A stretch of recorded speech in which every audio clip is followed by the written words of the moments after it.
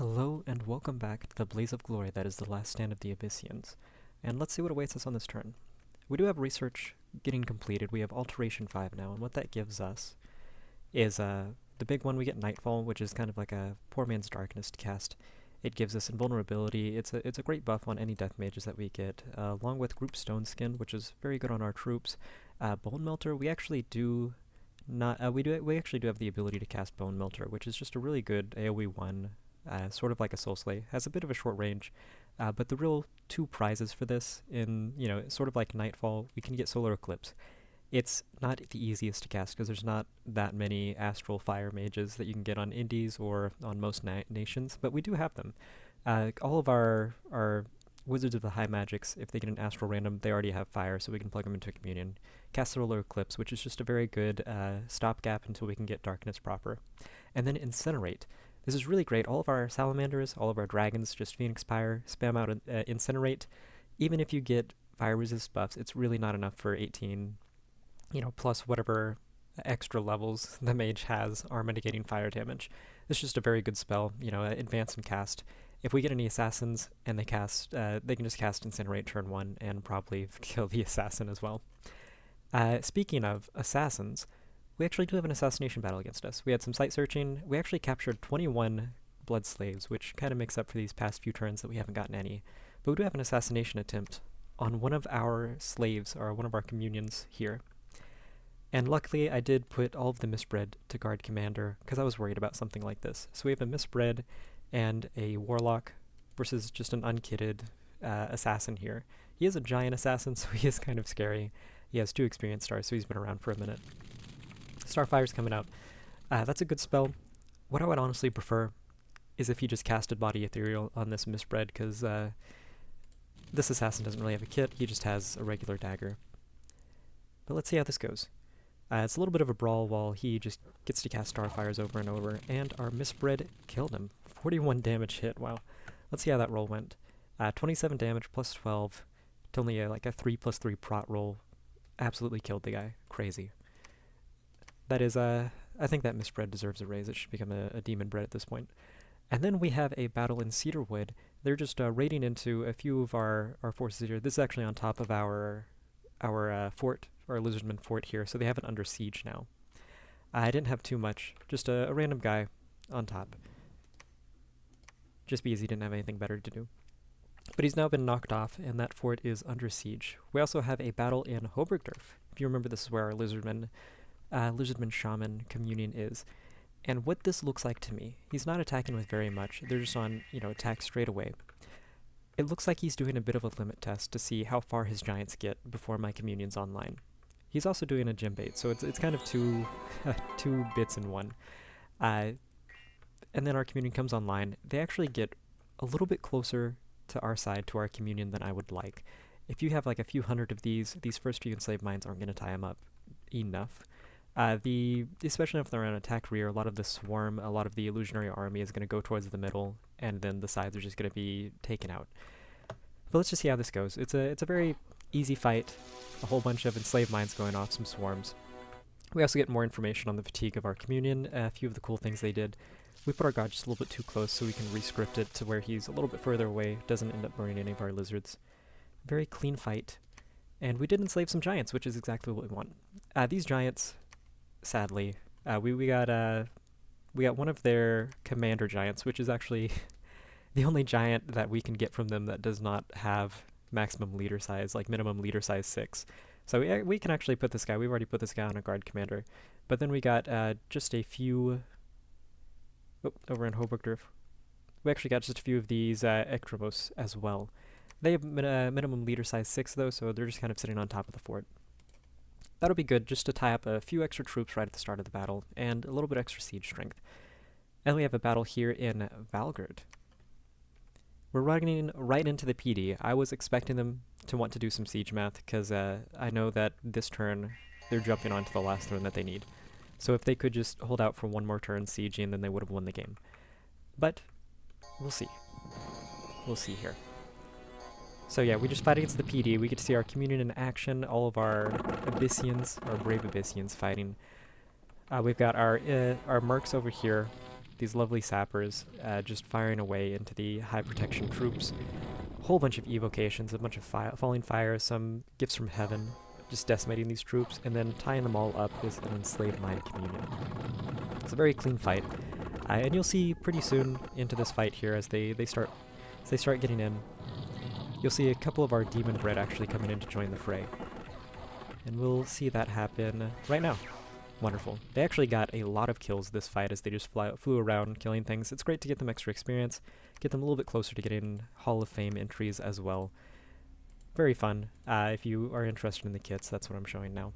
Yeah, most of them just have a pretty standard kit. Main Gosh of Parrying with a lightning spear and just a little bit of a Pokeball item if we actually want to use them for an assassination instead of this battle here. Wonderful. They've got 18 defense. Because the main Gosh and the lightning spear, and then they have an armor-negating attack, which is going to be good because I expect in any of the big fights they're going to have really good protection buffs on all of these giants here. So some things to look out for against this army. If they do cast anti-magic, which they should have the research for, they just don't have the astral mages. But if they can cast anti-magic, it'll actually be kind of hard for our enslaved mind communion to be able to take out the giants fast enough before they get to our communion and kill our communion. That being said, only time will tell. And then we have a battle in the High Woods. This is Makone attacking us. We only had one PD here, and they sent in another unkitted assassin. And I remember last turn, I was talking a little bit about how you have a really great unit just at PD1 inside of Abyssian PD, and it's this guy here.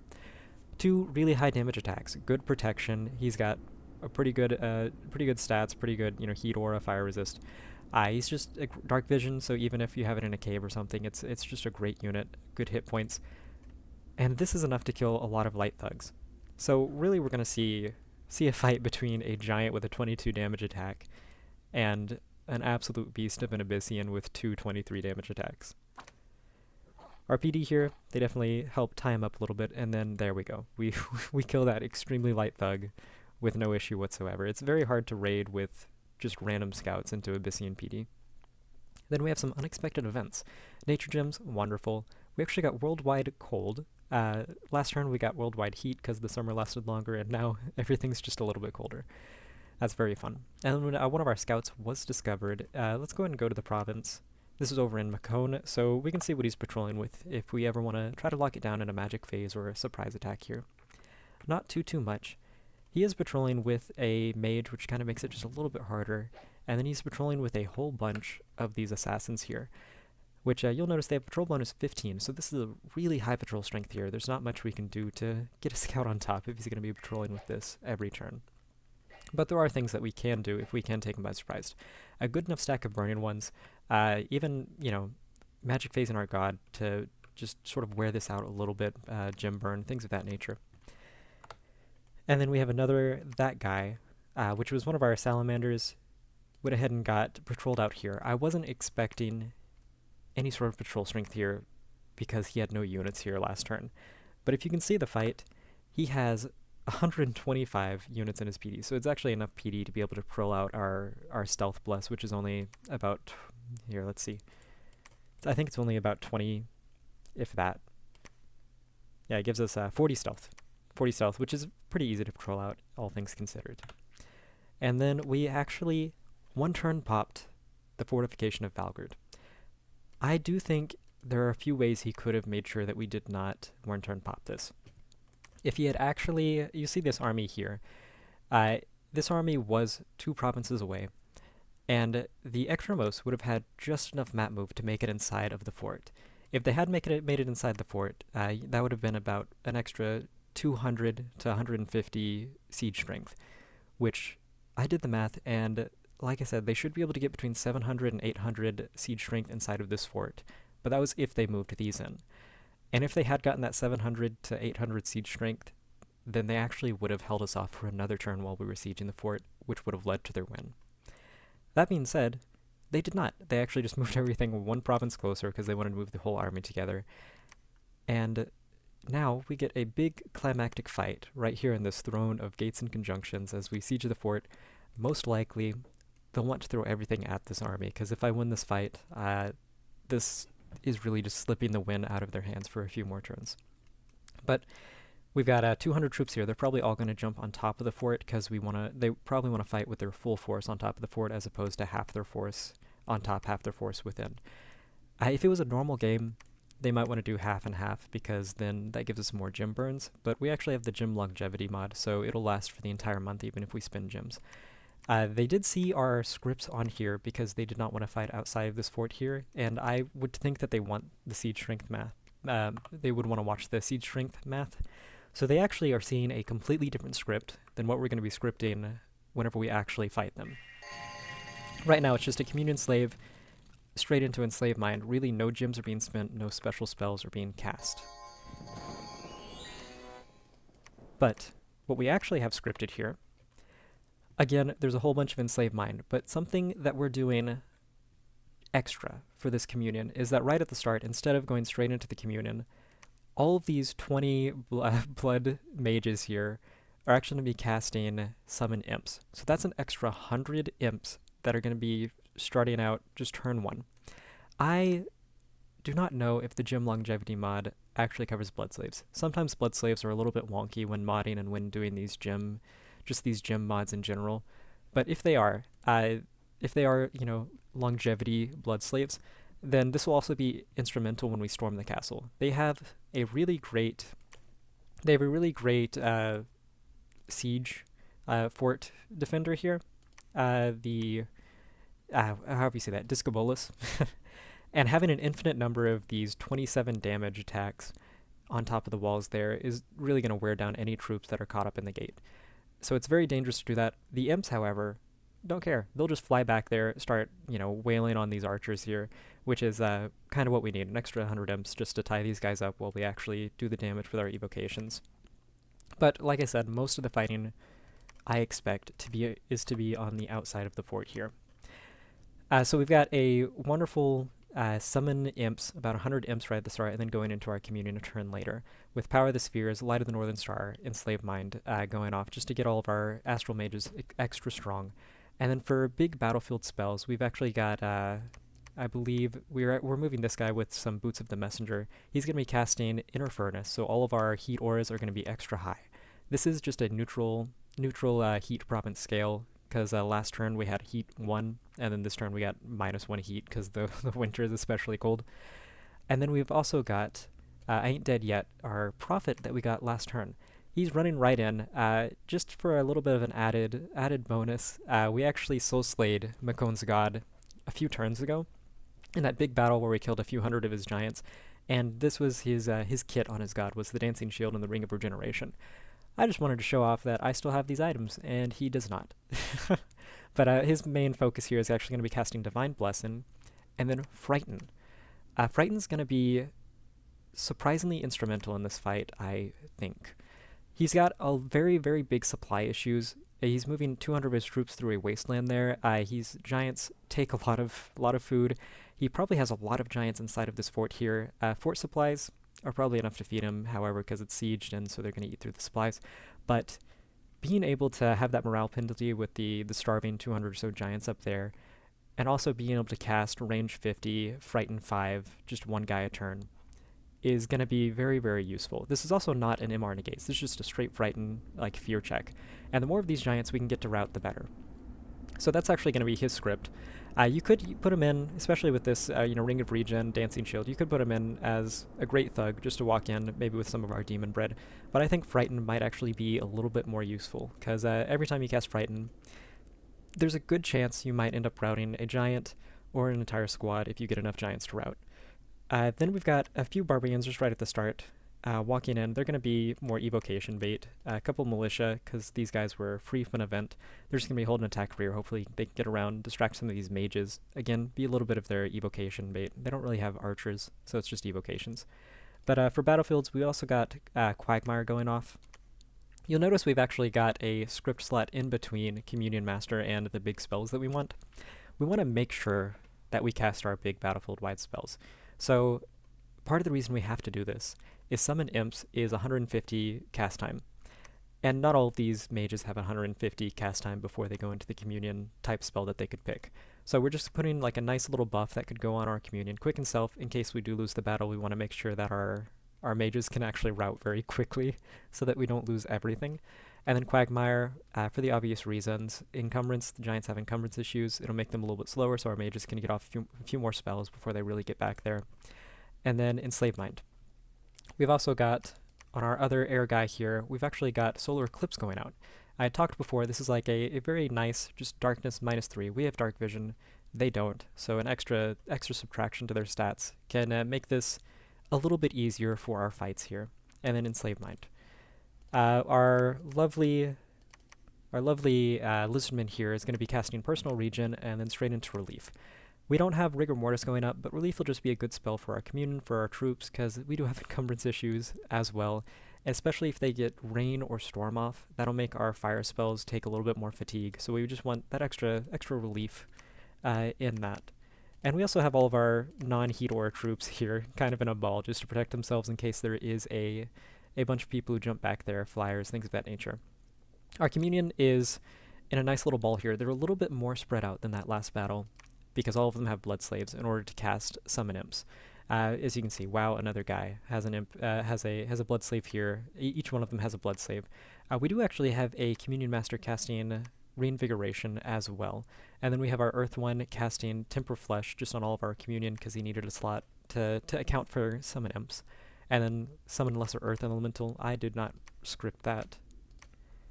Summon Earth Power. There we go. Summon Earth Power onto Communion. I'm glad that I caught that. And then straight into Gifts of Heaven. Gifts of Heaven might get some friendly fire here, but the main AoEs most of our troops are going to be immune to, and all of the imps that we summon at the start are also very, very immune to fire damage. So we've got Gifts from Heaven going off on him. The main thing that we want is the AoE fire damage on the Giants, and then the main boulders to actually hit them. Very fun. Very, very fun. That's how that fight's going to go. And then we have a few contingencies in place in case we do rout. There's a chance that he's bluffing. We did kill his god, and we don't really know where his prophet is, so there's a chance that his prophet, or a Holy 3 of some sort, is not even anywhere near this throne, so we could have another chance later in the game. That being said, we'll see. We've in case we do lose this fight and rout, we've done what we can to protect Iron Peaks in case they send a force here.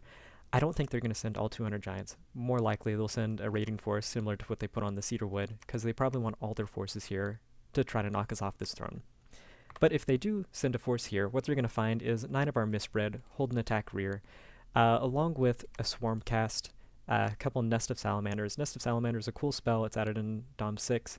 You get 10 plus of these Salamander Asps. They've got Heat Power, which is very good in our Dominion because we have like Heat 4 or 5. It's a little bit lower this turn because of that cold scale, but still, very good. They don't have the most damage, which will be hard to get through the protection of some of these Giants, but I doubt that they're going to be sending enough mages to get all of their buffs off, so they're still going to chip through with the AP, like 3 damage attack that they do, and then the poison is just going to kill them.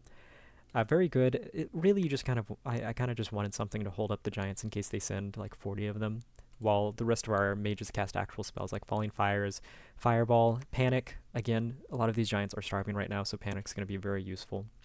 Panic also does not have Friendly Fire, which is just an added bonus for having this Adventurer here we got. It's a supply bonus Healer 1 Adventurer that's very good for our Misbred. I've been leaving him in my cap to heal up a few people. And then we also have another Adventurer here that's a Fire 2, a wannabe Abyssian. Falling Fire is going off, and then we have High Guy just blessing a couple Burning ones to run in and attack rear. Again, he might script it to where he has his mage or his leader in the back, so this is just an added bonus to sort of go back there and hopefully kill him. And if he does walk into Iron Peaks with just a Poultry Force, he'll probably die. We have 14 PD there. And then we're also attacking into the Tower of Heavens, an extra retreat path. Because he failed in the High Woods, he doesn't have any troops nearby to really reinforce in the Tower of Heaven. So what we've got are 3 of our Demon Bred. 2 of them, Thing 2 and Thing 1, have Great Swords of Sharpness, along with a handful of Acorns. And we've got Impish Guy with a Lifelong Protection and a Wand of Wildfire. He's just going to be right here casting Fireball over and over. The PD in this province is Barbarians, so these Fireballs are going to be very good. We're going to have about 9 of these Bindmen right at the start, and then 2 Imps a turn to tie them up while these Fireballs go in. And then once the 5 holds, these guys are going to stay behind troops. That ensures that they're still tied up in our troops, and that they'll at least have a little bit of a little bit of a screen when they're fighting these barbarians because they're going to be near our troops, which you kind of need. They're only defense 15 right now. This is very good for assassinating some of these giants, though, because it's 33 AP damage. You're going to be deleting a guy a turn.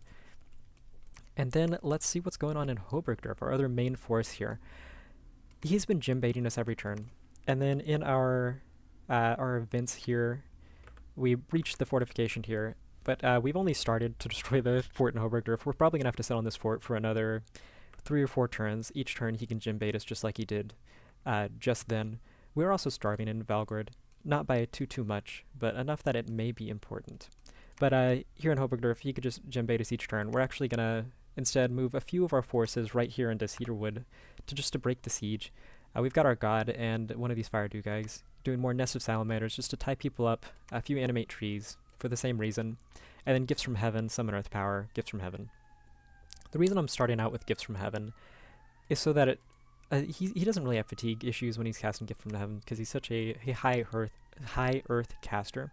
But if you see what their script is here, they've just got a bunch of guys in the back. The first gift from heaven is always going to target this big block back here, and then there's a chance that I interrupt this casting or I even kill the mage outright, in which case the whole army is going to rout. So hopefully that gift from heaven will give me a lucky cast. Or I've also seen he's been making some really cool golem thugs. If you teleport one on here, the only hope I really have of killing it is a lucky gifts from heaven hit, doing 150 damage, wiping him out completely. So we really just want him to do gifts from heaven 2 times, maybe before the script slot of that mage is over, and then summon earth power and gifts of heaven until he's blue in the face. We have a couple of these lizardman shaman hold and attack rear. We've got these nests of salamanders to tie up and distract the giants, so these salamanders can go into the back and kill that mage if he keeps the script that he currently has. And then the main force that's on top of here. Like I said, it's going to take 4 or 5 turns to siege down this fort. It's going too slowly, and he can gym bait us every turn. So what we've got going on here, just that we're leaving on the fort, is a couple of our Abyssian infantry and a leader, just so that we have something to lead the 4 giants that we can't put on a commander. This will be enough to tie something up, maybe even win a fight whenever in conjunction with a few of these Abyssian infantry if he only sends like 3 guys on top to try to break the siege. But our main force is actually going to be moving over here to Darmum. I wanted to move it to Norville. That would have been a potentially better play, but how the bumps work in this game, they have a chassis value for each unit. And the chassis value for a Gigante Hoplite is, about 70 or 80, and the chassis value for a Lizardman Warrior is about 10. I simply do not outnumber 20 of these. If the Skyrim reports anything to believe, I do not outnumber these Gigante Hoplites enough to be able to win a balance against them. They could lock us on top of the fort if they move on to the fort, and we have a big fight here. To which without my god, I don't want to take the fight. It just won't be an efficient win, and there's better things this army can do if he doesn't even do anything up here. So instead, on Hoburgdorf, these Lizardman Shaman are going to be jumping into Darmum, taking this out, and I've done the move math. They can actually move straight back into the Cedarwood Forest, refill on gems, maybe even research if we want to recruit a few more units. And this is just a good unit, a good province. Just shy of 10,000. It's been in his income. It's been in his dominion most of the game, so he's actually had good growth scales here. Just a very good province for us to take and get a little bit of extra income. Another reason that I'm going to Darmum is because Norville wouldn't be connected to any of our provinces, so we would have to take Karnag before we get any income, and then they'd probably counter-raid by the time we take Karnag. And that is what's going on with our 2 main stacks here. And there comes a time when you need to throw everything at a fight. This is the time. We're forcing a fight onto this throne, and this will, really decide the game for him. He'll either win or lose. In the next, this turn he'll win if he wins the fight. So he probably wants to throw everything at it as well. And we're just going to see how this goes. We're using so many blood slaves, all the gems that we're really carrying around. We're also moving just a handful of troops on top from our fort with the prophet and the map move here. We're putting in contingencies. This is the main focus that's going to decide the next few turns of the game. We've got, with Alteration 5, another cool thing that we got was actually Transmute Fire. I've been struggling to spend the fire income I've been getting this game. Uh, and this is just really nice. We're going to get an extra 1,000 gold because we have 3 guys casting Transmute Fire. For 10 gems, 350 gold here. And we don't really have a good use for fire gems at the moment otherwise until we have higher research. But yeah, so that's going to be an extra 1,000 gold. That's going to be instrumental. That could be an extra fort somewhere, or it could be extra troops to recruit. We've actually, for the first time in a while, we've got all of our provinces really recruiting troops. And we'll just see how this goes up on the southern front here. On the northern front, you'll see we've got actually a few of our troops finally getting within range of doing a few things. He has a bunch of troops right here on the throne. He might decide to raid.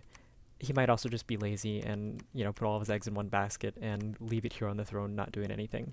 In which case, we've got a few of our mages sneaking in to here, hopefully to counter raid, maybe knock him off of Abyssia's fort here, so Abyssia gets a little bit more play.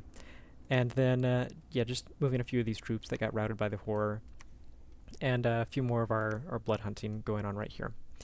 We're hoping just to get another research target or two, so that we can kill this this horror here, really see how the fight goes before we fully take this stack of dragons, and just a couple of Abyssians out to take this horror and defend against the forces of the evil giants. Speaking of Agartha, Agartha's actually in a pretty fun spot. They just knocked Makone off of their fort here. Makone didn't leave any troops on the outside whenever he sieged inside of the siege battle, and siege battles are really tough. They're even tougher inside of caves. And Agartha wiped, a lot of the stack that was storming his fort, storming his capital here with just a few gelatinous cubes and a dream. Wonderful, and I hope to see very good things from Agartha going forward. And let's just see what happens on the next turn. We have a big fight, and it'll be big fun. Thank you for being with me.